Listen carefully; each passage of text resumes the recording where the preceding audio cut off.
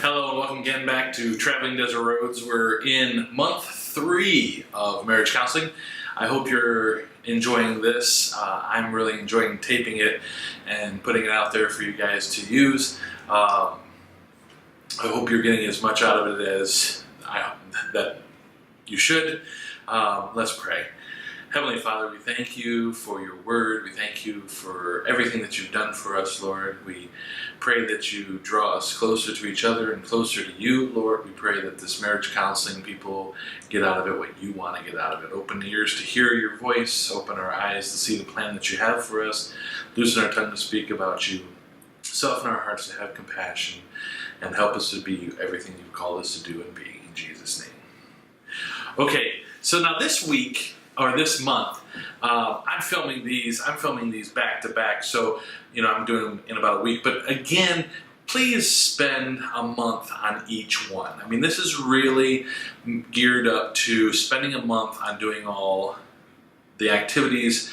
I have posted the workbook for all the weeks, or all the months, I'm sorry, and also on the website. So please utilize that. But here is month 3. I'm sorry. One of the things that I would do if I was meeting with you and your future spouse is that at this point in time, I would ask for you to report on your budget. I normally don't ask to see the budget, and the reason why is I don't want to know what your finances are. I want you to know what your finances are. I want you both to know what your finances are. I always joke with people and say, well, look, in all the years when I was doing estates, that when somebody died, it seemed like it was always the person that did the bookwork. So you might as well both kind of share that, so you don't have to, so you have an equal chance of surviving. So I would have you report on your budget. Here's some of the things that I would really want to know. Is there money left over at the end of the month? Your budget should include all the income that you have. It should, all of your bills that are going out. It should also include a savings, some money going away for emergencies, some going into some type of retirement, and whatever's left over after that is all fun and games for whatever you want to do. And one of the things I would ask is, do both people agree to this budget? Do you both see this as a viable budget? Now, this might only be temporary. As you progress in your marriage, you might start paying off bills, or loans start coming to an end, and all of a sudden there's more money. So your budget should also kind of include, your discussion should also include what you want to do with that extra money when it comes in. The last thing you want is you do not want two people both planning for how they're going to spend, let's say, your tax refund. The last thing you want is, two different plans. So it's best to constantly talk about. If you remember from the first month I discussed in marriage counseling is the 3 biggest things I'm going to talk about in marriage counseling is communication, communication, and communication. I hope as you're going through these things and you're sitting through these podcasts, it's sparking lots of communication, and which is kind of cool because what we're going to talk about today might go along with some of your conversations that you're having. But, so that would be the budget. That would be what I'd ask for on the report for budget. Then I would ask, what are the rules for buying stuff? What are your rules for buying stuff as a couple? What are they going to be? It could be that you each have an allowance, or it could be that you are free and clear to buy anything within budget up to $50 without calling the other person. Whatever it is. Again, the reason why I have these reports done, have you report to me in my counseling sessions, is so I know that you guys have discussed this. Because if you haven't discussed it and it was just that's the way it's going to be, it comes out during comes out during the meeting. I'm hoping that you guys have communicated with one another very well about this issue, and I would also ask for for you to report on anything else that you have found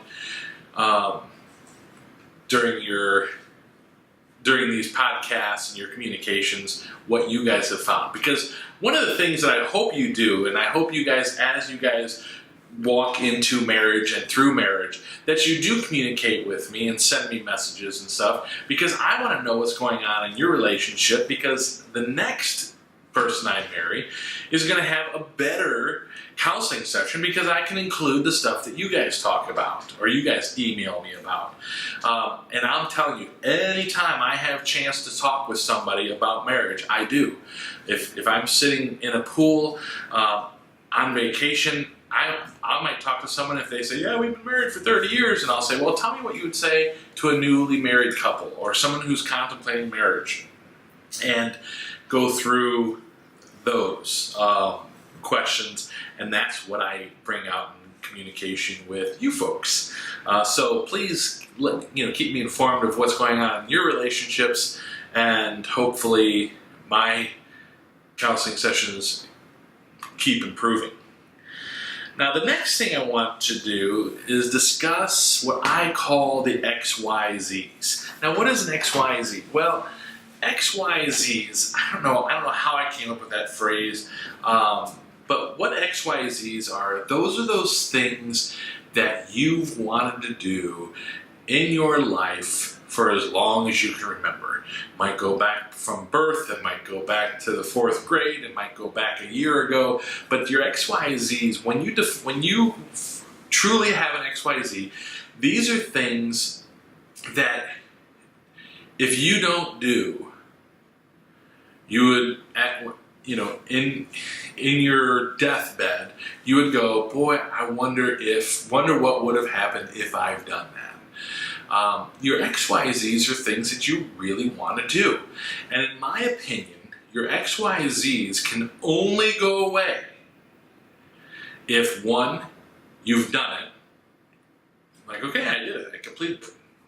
It's done. 2, you realize that it isn't something that you wanted to do. And that's usually brought on not by finances or by a spouse telling you don't want to do it, but it's by you started going down that path and realized that you don't want to do it anymore. For instance, I had a professor, or a person I worked with that always wanted to be in medicine.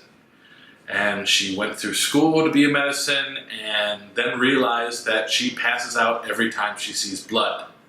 Okay, well, she realized that this is not something she is going to be able to do. What she was specifically going for would have been in an area like phlebotomist or something like that. So dealing with blood and passing out every time you see blood doesn't work very well. So she realized that that's not what she wanted to do. Her next XYZ became wanting to be a conductor, an engineer. She wanted to be an engineer, a train engineer. Not an engineer who designs stuff, but an engineer on a train. And that was her next step. What she was doing at the time was working at a college in charge of a department. But she knew at some point in time she was going to fulfill that XYZ. Okay? So 1, you've done it. 2, you've tried to do it and realized it's not something that you really want to do anymore. You kind of realize that what you thought it was really isn't what it is. And 3, you realize that it's impossible for you to do. I just can't do it. For instance, a guy can't have a baby. Okay? Those are the things that I call XYZs. These are things that you want to make sure that you are doing. What you need to do amongst the 2 of you that are discussing getting married is to discuss your XYZs. And this is the craziest thing, because you might have thought you told them, but they forgot it, or they kind of thought it was a joke or whatever. this is the time that you're going to discuss that again. Making sure that the other person knows what goals you have for your future. You know, not everyone is meant to say their nuptials jumping out of a airplane with a parachute. So make sure you're talking to one another about everything. Those are the XYZs. So talk to one another. Say, these are the things that I really want to do. Now, what's hard is, and here's the thing. This is why I think it has to be a month long. Because if you try to do each one of these months in one night, okay, so you complete it in a week, 6 days or 7 days. You complete all this marriage counseling. The problem is there's so many things that you will forget. There's XYZs, things that are in your heart that you want to do, and you can't think of them right now because they're just not on your radar right now. But a key word or something like that will trigger what you want to do. One example of that is I had a friend of mine. She called me up and she goes, "You are my best friend. Tell me what I've always wanted." And I'm like, I have no idea. Come on, you of all people have to know what it is that I've always wanted, because I want to let you know I have it. And I'm like, wow, I have no idea. But she always wanted a Volkswagen bus. Okay? I did not know that. Now, in her thinking, she thought she had told everybody that was her goal. So it's very interesting, applying it to your relationship, that you might think you've said something, but you haven't. So make sure during this month that you are spending time cognitively thinking about what it is that you are part of your XYZs, and communicate those things with your future spouse. That way, you guys are planning together. Again, all this marriage counseling boils down to communication, communication, communication. All it is making sure that you guys are talking to one another, so you're working together and not working apart. Working as a team, not as two individuals.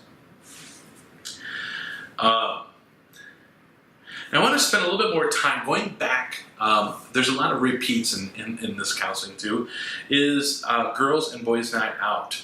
Okay? Make sure that you guys are communicating how you see an average week, day, month, year on your fun time. What you plan on doing. Do you plan on being together all the time? Do you guys plan on, mutual friends? Do you plan on whatever it is? But make sure that you've discussed these things so the other person knows how to plan too. For me, I have been, I got married much later in life, so most of our time we want to spend together. We want to spend time with our mutual friends. Yes, there's occasions that she'll go out and do something, or I'll go out and do something, but it's not as prevalent as maybe if we were younger, if we had done that. But understand that this area can become a disease in your relationship. It can be something that could kill your relationship. The reason is if you try, if you're going too far and the other person is thinking that you're always out and about, they're going to get mad about that. But if they're like, well, but I've always done that. At this point in time, I want you to reflect on what your time is together now. Okay? As dating, do you see that pattern continuing? Discuss that with the other person. Okay, we're dating.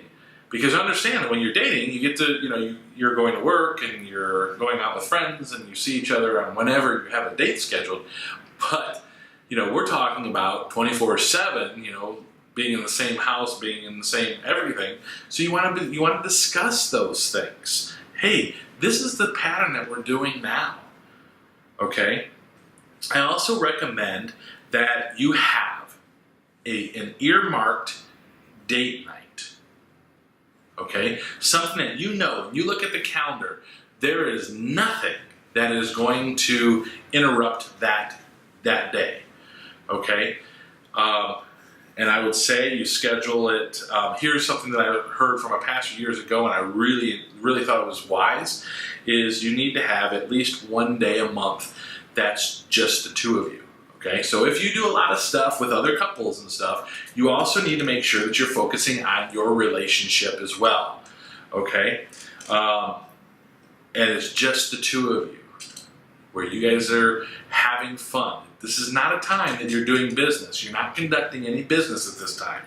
Okay, you're not talking about discipline of the kids. You're not talking about vacations. You're not talking about, this is where the two of you are just going to just talk to one another, have fun, and enjoy each other's company. Okay? They also suggested that one weekend every 3 to 6 months. So either quarterly or every half year, you're doing a weekend where you're just spending time together to build your relationship.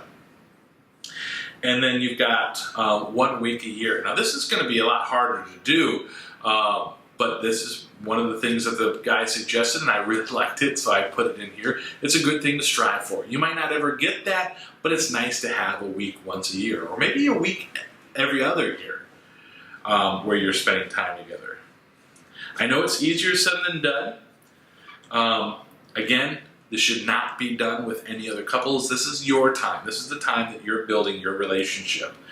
For us, we used to do every Monday. It was a great time. Every Monday night, we would go out. We had a date night. We alternated who planned, and my mom and her mom would come in, and they would play with our daughter, and we would go out and we would spend, the evening having fun. And the cool thing about that was that Mondays is a great night because not too many people are going out and doing stuff on Mondays. But there's also a lot of specials because people need people, restaurants want people to come in on Mondays and stuff. But also, you're not fighting people. Okay, now there is a negative. One of the negatives is a lot of restaurants do close on Monday nights. Some things are closed on Mondays, so you might run into things where it's not going to be open. But we had a lot of great time with that. Now, we ended up switching that because it became very expensive. I mean, think about it, going out every Monday night. We're talking dinner and talking, fun activities. We went out fencing. We took dance lessons. There was a lot of stuff that we did. Well, it becomes very expensive. So what we did was we decided, we figured it out, that it was actually cheaper if we did every other weekend than every Monday. Okay, so we were able to do a lot more stuff, and the cost was cheaper. So that's what we did.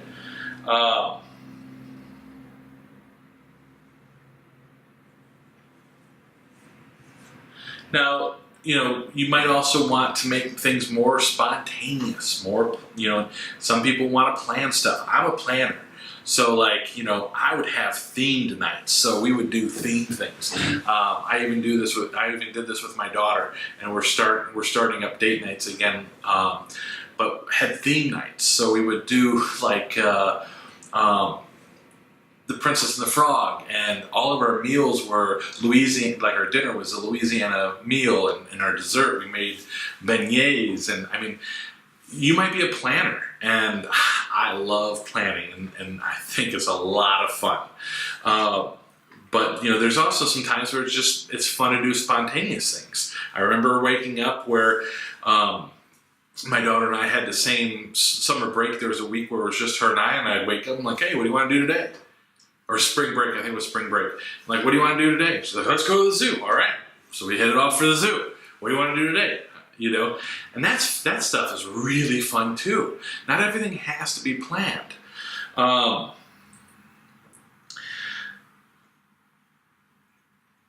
So I think that's the date night. I think I've exhausted that. I hope that helps out a lot too. Some other things you want to talk about is, where do you guys want to live as you get old? I mean, where do you want to live now? Where do you want to live when you have kids? Where do you want to live when your kids go to college? Where do you want to live when your kids move out? Where do you want to live when you're retired? I mean, some people find a house and that's where they want to be for the rest of their life. And some people are like, nah, no. Okay? Again, communication. Some things I can tell you, language that will really cause issues in your relationship, is anytime that you use never, always, or not my job. Okay? Be very careful about the language that you use. If you say you are always or you never, those are lies. Okay? Because someone doesn't always do something. Someone never, it's not that they never do anything. So anytime you use those definitive words, always and never, it's probably not true. So you want to back off and actually think about what you want to say.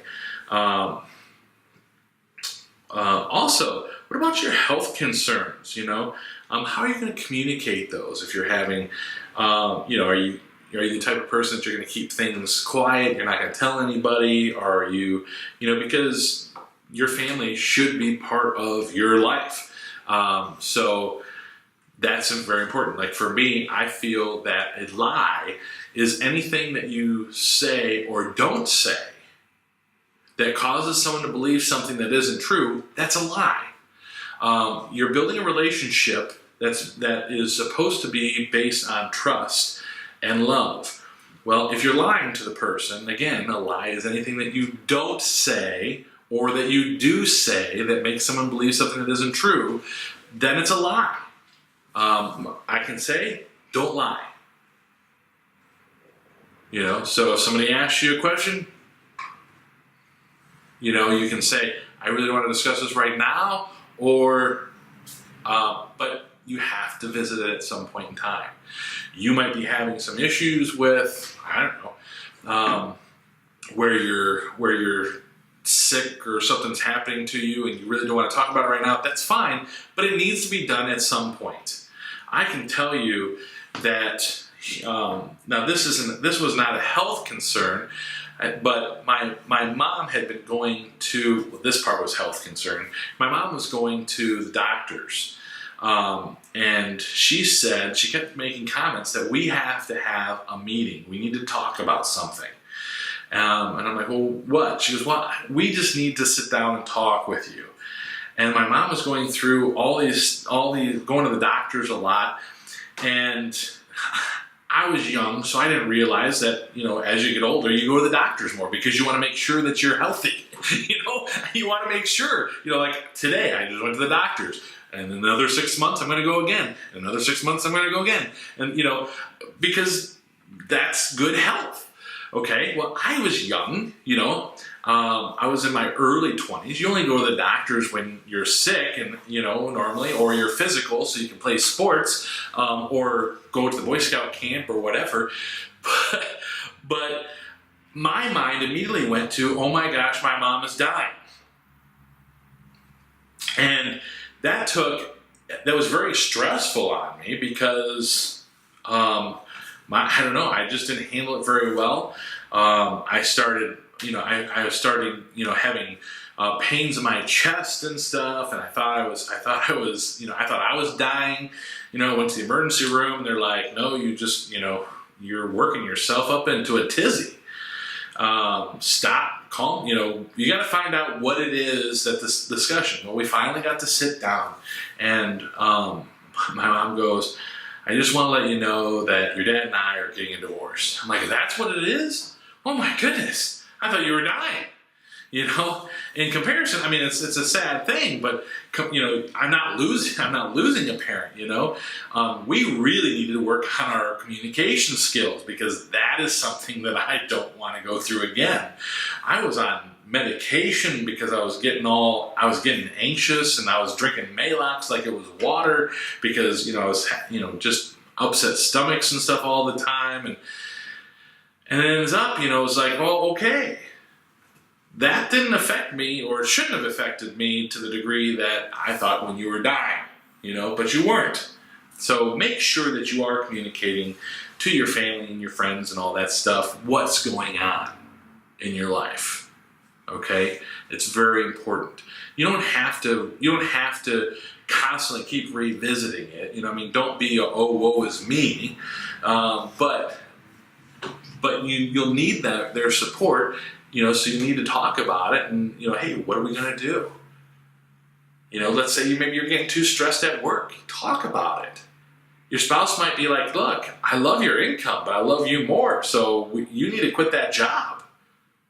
I've had friends where, they've had to move because of health concerns. Their doctor's like, you can't stay in Ohio. The weather doesn't work to what you need. You need to be in a warmer climate. You need to be, so the doctor told them they had to move to Florida. Well, I'm thinking, well, that's nice. Florida, and they got to move to, they moved to Florida. But if you're keeping stuff inside and an area is making you sick, that doesn't make much sense. So make sure you're talking about those things.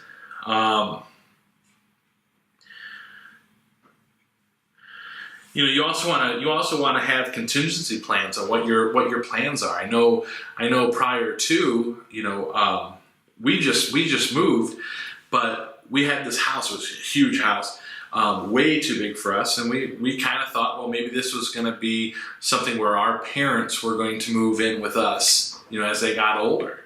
That was our plan, or they were going to move in next door. We didn't realize that they didn't like the area.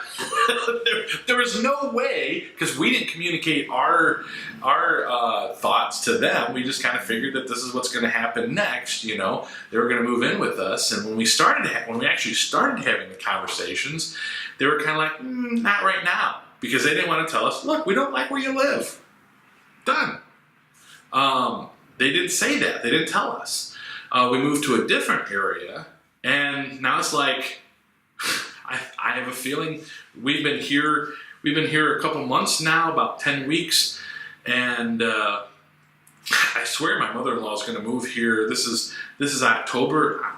I wouldn't be surprised if she hasn't moved into this town by the end of the school year, even by the end of the year, maybe, into our neighborhood. Okay, communication. Okay, I'm giving you examples of things where we didn't do it correctly. Look, they didn't want to move there. They didn't like the area. They loved, one loves this area now to where she's actively looking for a place.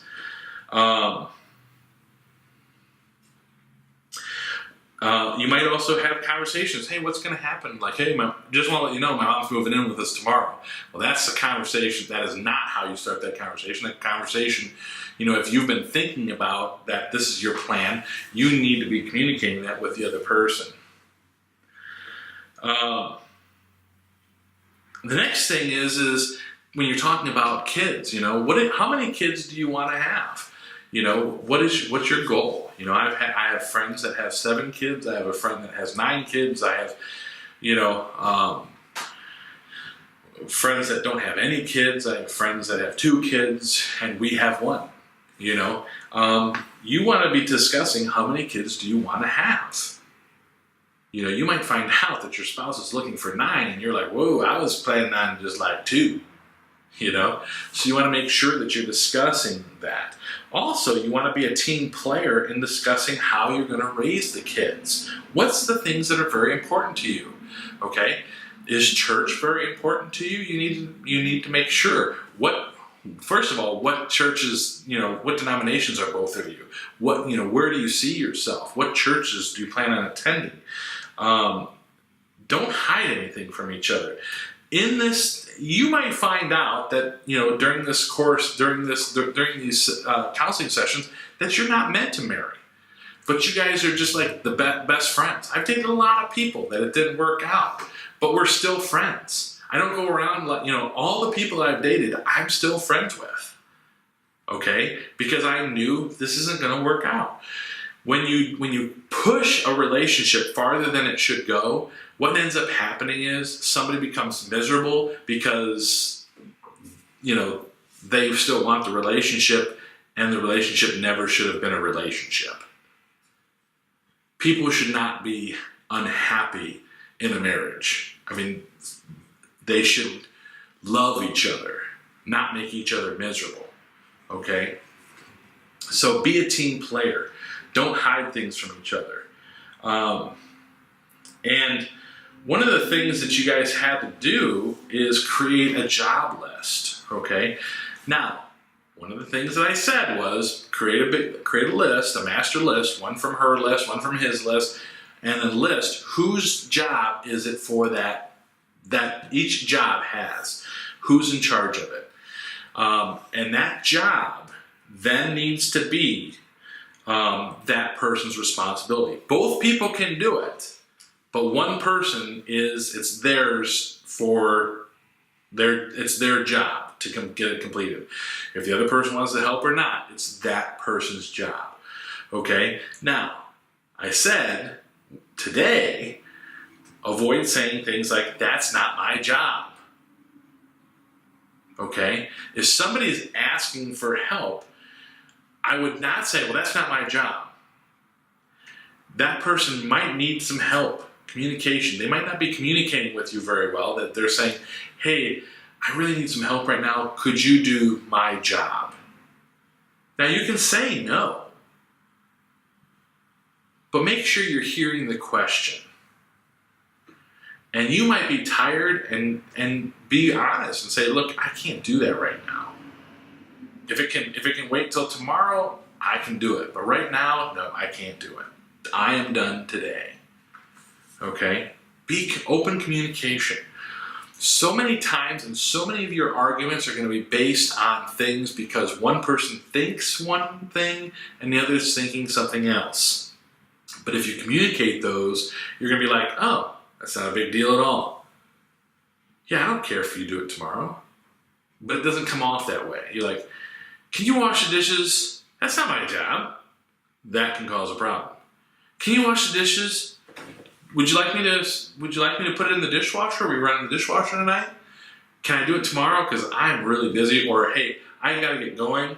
Or I need to work on this. Okay?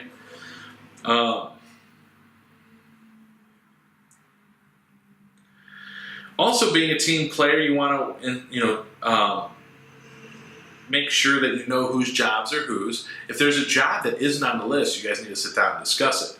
Also, like I said last month, make sure that you have set dates of when you're going to change these jobs, because you might find out that there's more jobs that come available, or things that you thought were going to be kind of easy that ended up taking more time, and you need to modify it. It's not a big deal, but don't get stuck with something for the rest of your life.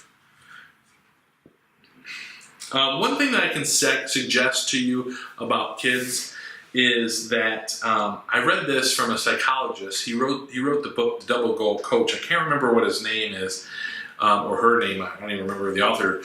But they suggest that you miss an event or two so your kid has something to talk about where you weren't there. So that's kind of cool too. Me, I want to be at everything.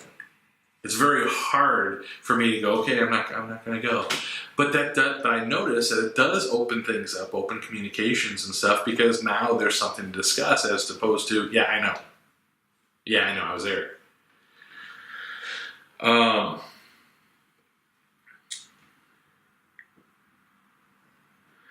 Also, talk about your things that you should be discussing is your church, your community groups, your family involvement. How much time are you going to spend with your family? How much time are you going to spend with your groups, your community groups, your social groups, your church? How much is too much? How much is not enough? How do you see this playing out? One of the things that I told my wife when we first were getting married is that it's always been a dream of mine to have family and friends over on Sundays for dinner, where people can come if they can come. If they can't come, it's not a big deal. We're not going to be like, oh, you got to let us know if you're coming or not. And my wife loved the idea. Every Sunday, for most of the Sundays, we have a Sunday meal. We invite our family and friends over. Sometimes people come, sometimes they don't. The neighbors come, the neighbors don't. but it's a great time. Ours really worked out because I was afraid. I really did not want people to feel like they had to come. Like, oh, we got Sunday, we got to go to Joe's house. Isn't that great? I didn't want that to happen. I wanted people to, hey, something else came up, I'm not coming. And that's how I wanted it. And our neighbors really made our family feel very comfortable saying, I'm not coming. In fact, because our neighbors would say, we decided we're going to watch TV, we're not coming. And the first time you're like, even though that's what you wanted, you're like, that's kind of what I was hoping for, is that people would feel very comfortable doing that. The first time is a little bit, whoa, you're like, are you serious? They want to watch curling instead of coming over for dinner and playing games? But they made it work. I thank you, God, because they did that. So, there's days my mom was like, yeah, I can't come. I got a birthday party, or I want to go to see a friend of mine or whatever. Nobody felt like they had to come on Sundays. And that was such a cool thing. Now that we moved, now we got to get new neighbors and friends and all that stuff, and starting it all over again. So it's an interesting dynamic, and I love it. We're always looking at looking for new games to play. We have meals. Sometimes it's spaghetti, sometimes it's something else. It varies every week. And I think that was something that I wanted, and she liked it too, and it came to fruition. I was really hesitant on starting it because I really felt that it was going to turn into people were going to feel like they had to go, and I didn't want that. So talk about how much should we be involved in our family, how much should we be involved in our community groups, how much should we be involved in our church, and so forth and so on.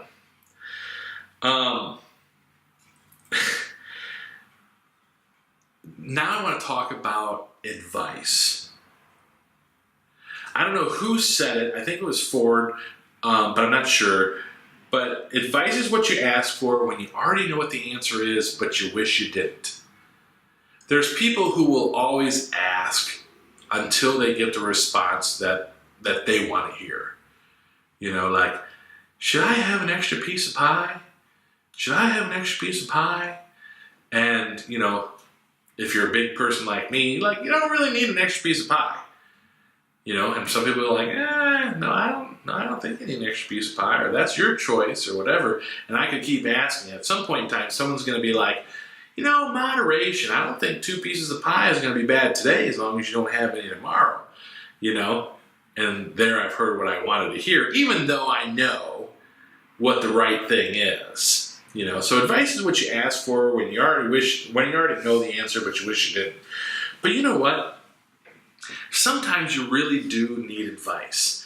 And here's one of the things that I told you when I first started this session, these marriage counseling sessions, is I was single when I first started. People ask me, what makes you think that you can give advice on something you've never done before? And I go, well, it's really easy. I'm following the Word of God, the Bible.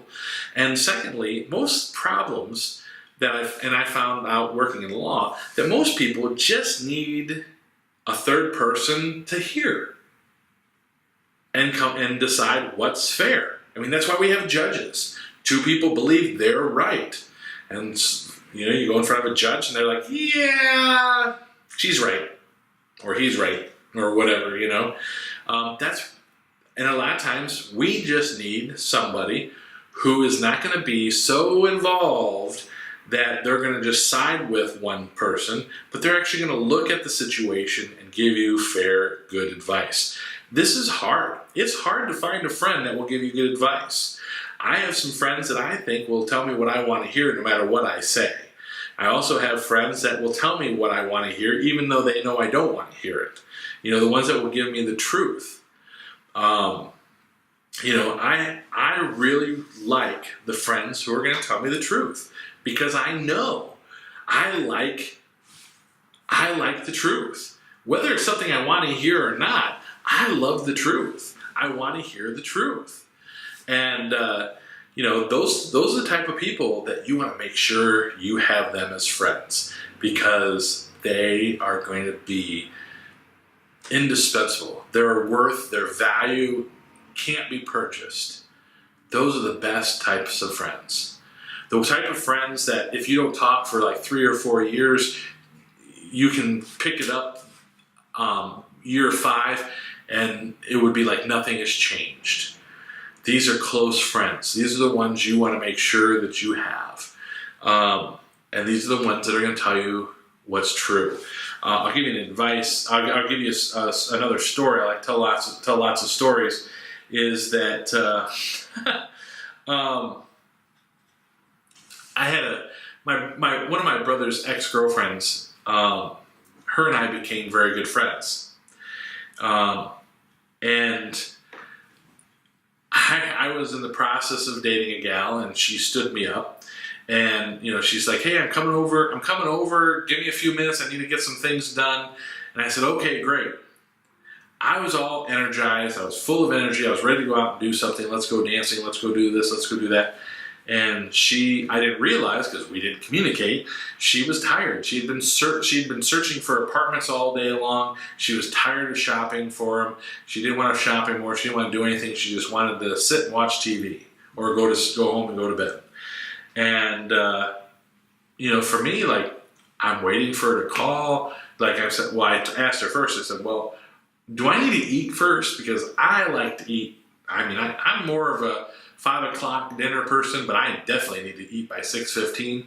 And I said, should I be eating or am I waiting for you to come eat? She goes, no, go ahead and eat. So I went out to dinner and I'm eating, and had friends that were with me, and I'm like, okay, well, we're supposed to go out and do something, so I better get home and get ready. And she never called, never showed up. I'm like, whoa, I thought something happened to her. I'm calling all over the place trying to get a hold of her. Next day, I was taking some students to a debate session, and they were, as I was going in, my phone rang, and I answered it. And she goes, I'm sorry. She goes, I was so tired. I just wanted to go to sleep, and you sounded so energetic. I didn't want to disappoint you, so I just didn't show up. And I was telling my friend Alex this. I'm like, that's not the type of person I want to marry. So this relationship's over. And she's like, look, you need to be open as well. And she goes, look, I know you Todd boys, is what she said. And here's what I see you need to give her another chance. And I'm glad I did. We're still friends today. And that's important. I mean, if you're getting to the point where, you can't talk to your ex-girlfriends, there's something wrong. Okay? You let things build up too much. Open up that communication. So what I'm going to ask you to do is, for homework, is I want you to find an older, wiser person with whom you are going to talk. Specifically, now when I say older or wiser, it doesn't necessarily have to be older chronologically, but somebody who you're debating getting married, someone who has been married. Somebody who you look at and you say, this person has a great marriage. That's the person I want you to talk to. Now, and it doesn't have to be, and I think it should be the same gender. So men talk to men, women talk to women. And it doesn't have to be a couple. You guys don't have to agree on a couple for the older, wiser person. Okay? So he can go to one guy, she can go to one woman. They don't have to be married. And the first thing I want you to ask, or first thing I want you to tell him is, I'm contemplating getting married to, and the person's name. Do you have any advice? And I can tell you, so far, I am batting 1,000 in this area.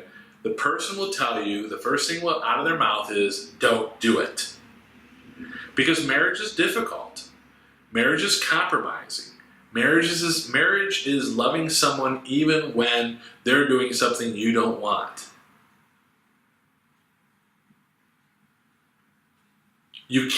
Marriage is not, I'm going to get my way every time. This is the reason why people are getting divorced. Because there's no compromise. It's my way or the highway, and there's a lot of people on the road. It's compromise.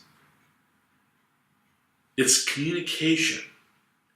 So the first thing they're going to tell you is, don't do it. And they're serious. And they might say it in a joking way, but they're serious. And they'll wait a few seconds. They might even ask you, maybe even wait for you to ask again. But when they see you're serious, listen. Because the advice that they give is also going to be indispensable and worth more than gold. When I ask people, because I run into people all the time. If I'm in an airport and someone says, hey, I've been married 50 years, I ask them, what advice would you give to someone who's thinking about getting married? What advice would you give somebody who's been married? And I'll tell you, the advice that they give is wonderful. It's fabulous. And when you're asking complete strangers, you're getting perspectives from all different types of people. I'm asking you just to find one person, but make sure that you listen to that person and try to make that person your go-to for everything. I mean, unless you realize that the person is not valuable in giving advice, then find somebody else. But you do not want somebody who is going to be telling you what you want to hear no matter what, just to make you happy. There's no benefit there. There's no love there. And like I said, it doesn't have to be someone necessarily older, but someone who's been married long enough, and somebody who you look at and you respect, because the advice that they're going to give is going to be painful sometimes for you. Because you might see them as your best friend, and they're going to have to tell you, look, dude, you screwed up, or you're wrong, and that's not something that we want to hear. That's why you want to make sure it's somebody that you really respect, because that's the type of advice. I love when Alex, when she tells me, when she tells me stuff, I know she's telling me the truth. Her advice is indispensable and worth more than rubies and jewels. You can't buy it.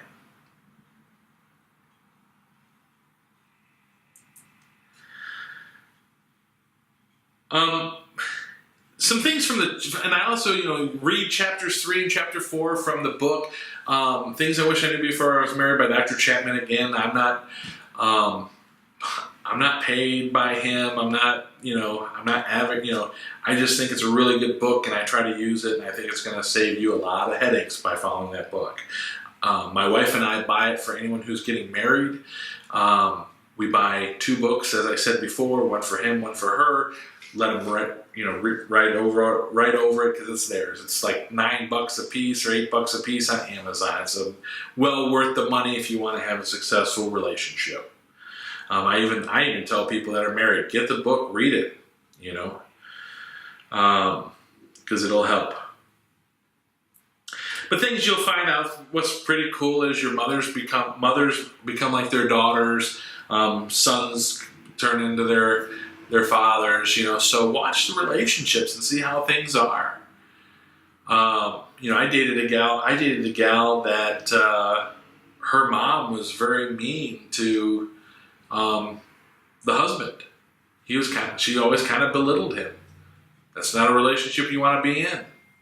Is that what you're going to do to me? Because if it is, we're not doing that. And it's interesting to watch. But go through those questions on that. Make sure that you understand what habits and stuff that you might be up against. Chapter 4 is a great chapter on disagreements. I told you that I was going to talk about all these communications that you've had. I'm sure you guys have gotten into, if you truly have done this, if you've truly have followed through on what you're supposed to discuss over the last several podcasts, you guys should have had some form of disagreement. Things where it didn't go your way. And this is not, a disagreement does not mean a relationship is bad. It means you're growing. Conflicts are part of everyday life. One of the things that I feel is very disheartening about our country right now is that it seems like if you don't agree with me, I have to hate your guts. And that is just bad advice. If I put 3 people in a room and tell them to order a pizza, they're not all going to be happy because someone likes a deluxe and someone doesn't like mushrooms. Or someone doesn't eat meat. What that is ordering a pizza is a great way of seeing how people can compromise. You want this, I don't want that. Can I have this? I really like this. And then pretty soon, those 3 people can order a pizza. Start adding more people to the list. This is how families are. Starts off with 2, then you have a child, or you also have your in-laws, you also have relatives and stuff. And the whole thing, all of life, is dealing with conflicts. Conflicts of what people want. And what it is, again, communication. Are you guys tired of me saying that? Communication. You have to talk it out. You have to work with one another. Well, here's some things. Conflicts are not a sign that you married the wrong person. It means that you're probably growing, or you should be growing. You need to be able to talk and listen. Talk and listen. God's given us 2 ears and 1 mouth. It means we should probably be listening twice as much as we speak. Listen to what people are saying. And here's what I tell my students. Active listening is crucial in everything. In school, at home, everywhere. In your relationships. Active listening is taking what the other person is saying, unfiltered, so you hear the message that the person who is speaking wants you to hear. I can tell you lots of times that I will tell somebody, I don't think I like what you just said. And they'll be like, well, that's not how I meant it. I go, well, that's how it came off. So be careful. Sometimes people are not saying things in a way that they, you anticipate, you take it. All right? Here's a funny thing. Text messaging. Okay? I'm not a big fan of text messaging because text messaging causes problems too. But somebody sends a message. Okay? If I'm in a good mood and I read a text message, I'm probably going to take that text message as I'm going to take it in a good light. If I'm in a bad mood because something happened to me, let's say, for instance, my car broke down, I'm sitting at the side of the road, I'm late for work, I'm not happy, and someone texts me something, it could be whatever, I could take that negative. Someone could text me and say, I hope you have a good day. And I could take that as, well, I hope you're having a good day. Why? What did I do to you? And it can blow up. Well, that's the same thing that can happen in verbal communication. I don't think as easily as texting, but you need to listen. Open up your ears. Listen to what the person is trying to tell you. I've had people where I've said the same thing over and over and over again, but I know they don't understand what I'm saying because they're getting mad at me. I'm like, look, I'm just trying to help you. And I know there's times that I'm sure I've done it too, where I've taken something the wrong way out of context. And so active listening is where you take all responsibility of receiving the message that the speaker is trying to get to you, uncontaminated, unfiltered. So all your biasness, the day that you've been having, all that stuff is not part of it. You are working specifically on understanding what that person is trying to say. So you'll have to use questions. You'll have to say, so are you telling me that, and this goes back to, again, listening, goes back to the story of, can you do the dishes? You know, it might come off as, let me sound it a different way. Can you do the dishes? Okay, it's accusatory, it sounds bad, I understand that. The sender is sending a message, probably not the best way, but, you know, back up and say, do you need some help with something? I can't do it right now. Can I do them tomorrow? Or, hey, why don't we just forget about doing the dishes tonight? And that's communication. That's listening. Because you heard the person is in need. Not saying, that's not my job. You know?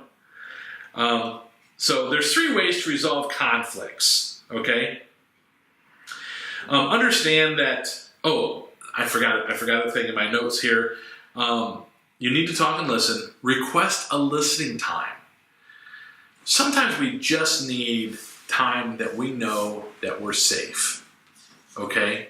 That we're safe. People aren't gonna, you know, we don't have to talk about any business. We don't have to talk about anything. Sometimes we just need, like, I can't do anything more right now. So, hey, is this a good time? And if the answer is no, then accept that and let it go. The problem is, and I'm bad at this, is if I say no, and they're like, okay, I'm like, all right, what do you need? What do you need? You know, because now you can't concentrate. I like to try. I suggest people to do this. I have yet to find anyone that will do it, but maybe have. I think it'd be cool to have a time where you go, okay, any business can be discussed from the time you get home for 45 minutes. After that, it's just fun and entertainment, you know? Or we're only going to talk business on Mondays, or Mondays, Wednesdays, and Fridays from 3 to 5 or 5 to 6 or whatever. I think a lot of relationships would be a lot stronger. Like I said, I've yet to find anyone that has done that to prove me right or wrong, but I think we're in the United States, we're so busy. Everybody's just so busy that we want to get stuff off our plate as fast as we can, to where we're becoming workaholics, even though we're not working. You know, like, we're just trying to get things off our plate, so we're bringing stuff up at the wrong times. And I think a lot of relationships can benefit from a time where you're like, hey, we're only going to talk business, like mortgage bills, stuff we need to buy, you know, that stuff, certain times. Or we're gonna do like what Dr. Gary Chapman says is, hey, is this a good time? Because if it's not, I'll come back. I like my idea because you got to plan it better. My students are part of Business Professionals of America, and I know this is a lot longer of a session than the other ones, but there's a lot of good stuff here. But they're part of Business Professionals of America, and the kids get to vote on stuff that happens in the classroom. In our meetings, the president can call a meeting on Fridays. Okay, as long as they give me 24 hours notice, and then I have to figure out, how to get all that stuff on Friday onto Thursday. Okay, so like if I'm doing an exam on Friday, or if I had a lecture on Friday, I have to get that stuff done on Thursday so they can use that time to do that, to have their meeting. Well, I've had meetings last an hour and a half, the whole class period, on Fridays, and I've had multiple ones in a month. because they're not prepared. Now, there are some months that every Friday we had a meeting and got very little done. That class decided that meetings had to be during what we call an activity schedule. We used to have we call it a C schedule. During a C schedule, the school had a special time where organizations had 19 minutes, I think, or 13 minutes, somewhere around there, 13 to 19 minutes, where they got to meet with track or theater, whatever. Any organization that wanted to meet could meet during that time. We had one C schedule a month. Well, that class voted that we were going to have to do all of our meetings during a C schedule, which meant we had to have everything organized and planned. We got more done that year when we were only meeting once a month for 9 months. I mean, you're in school for like 9 months. We met 9 times at 22 minutes each, whatever it was. And we got more done than the year before, where we were meeting 2 or 3 class periods a month at an hour and a half each. Is that remarkable? So maybe some of the things that we do is, we're actually wasting time because we're bringing stuff up sporadically, as opposed to just scheduling a time going, hey, can we go over my list today? Sure, that'd be great. I feel great. Let's do it. I got a lot of energy.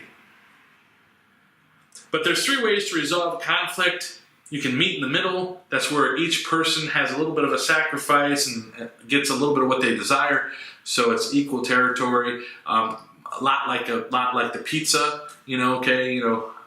I like a deluxe, but you don't like mushrooms and olives, so I'm going to take mushrooms and olives off. But we'll have that. And this person likes pineapple, so we'll add pineapple, and we're able to get a pizza that everybody likes. That's what I call meeting in the middle. The other one is meeting on your side.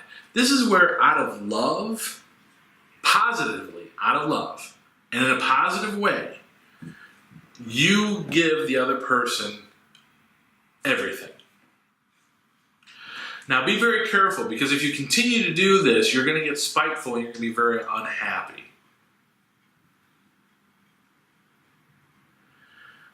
So one person can go, you know what, this isn't a big deal for me. Let's just do this. Okay? And the third way is, let's talk about this later. We don't have to talk right now. Sometimes you might just have to calm down first. Something might be really bothering you, maybe you just need to stop and think. So basically you're saying, I don't want this to interfere with our marriage. Let's take a break. We'll talk about it later.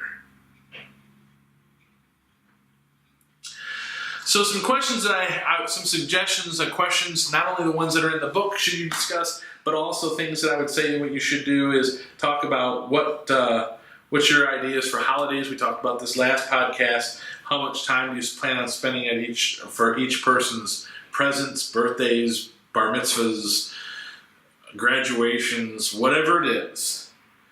I'm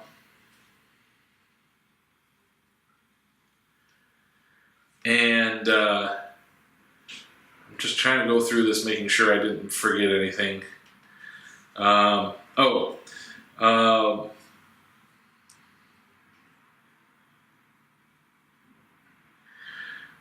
Your schedules, okay? If you're a morning person, does everybody have to get up in the morning? If you go to bed at 9 o'clock, does everybody have to go to bed at 9 o'clock? These are things that, you have to kind of decide. The guy in the book, Dr. Chapman, was really upset when his wife didn't go to bed the time he did, and didn't realize that, all right, she's getting a lot of work done when I'm in bed, and then he likes to get up early, I guess, if I remember correctly, and so he gets a lot of stuff done in the morning when she's still sleeping. Answer those type of questions. Hey, when I go to bed, is your expectation that I'm going to go to bed too? When you get up, is your expectation that I'm going to get up too? It's kind of nice. right now we're both on the same sleep schedule. We both are tired at the end of the day. I'm a morning person, so I wake up 3:30, 4 o'clock, and she gets up later than I do.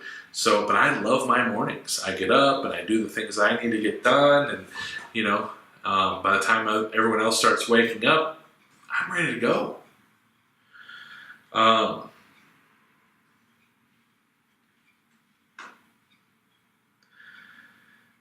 Last thing I'll tell you is what your marital duties, how much is too much, how much is not enough, what your goals are, all that type of stuff. You should be discussing those as well. I think I've gone all over chapter 3. Understand that I entitled this chapter "Growing Together and Not Apart." I really hope that you guys open up that communication, and that you guys are constantly growing together, because I see a lot of relationships that tend to end when their kid turns 18 and goes to college, because for years all they did was focus on what needed to be done for them, and as they and a lot of time spent apart, so they started growing apart. And that's why the date nights are so important. So you're growing together, and you guys see the what your goals are for everything. So you could be driving down the road and go, hey, what's going to happen if our kid tries to do this, and you start to discuss it. And if it happens, then you're prepared. These are all good things. So let's pray. Heavenly Father, I pray that the people that are watching this video draw closer to each other and closer to you, Lord God. I pray that you help them to communicate areas in their life that will help them to draw closer together and not take them apart from each other, but to just continue to grow together, and then instead of growing apart. I pray, Lord God, that you just put a hedge of protection on this relationship, that you speak to them boldly, areas that they need to discuss and work on. And I pray again that they draw closer to each other and you, Lord God, in Jesus' name. All right. Take care, and we'll talk to you in month 4. We are halfway done. Take care, and God bless.